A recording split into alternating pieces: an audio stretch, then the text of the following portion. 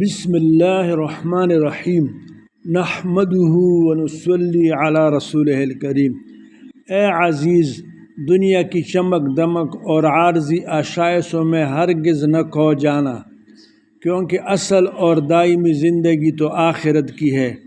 یہ وقت جو تمہیں عطا ہوا ہے ایک قیمتی امانت ہے، جس کے ایک ایک لمحے کا تم سے حساب لیا جائے گا۔ اگر آج تمہیں صحت، فرصت اور نیک عمل کی توفیق حاصل ہے تو یہ اللہ کا انعام ہے جو کل تم سے چھین بھی سکتا ہے۔ کتنی ہی لوگ کل کے ارادے دل میں لیے آج اس دنیا سے رخصت ہو گئے۔ پس اے انسان، غفلت کی نیند سے جاگ۔ عمل کا وقت آج ہے، اب بھی ہے۔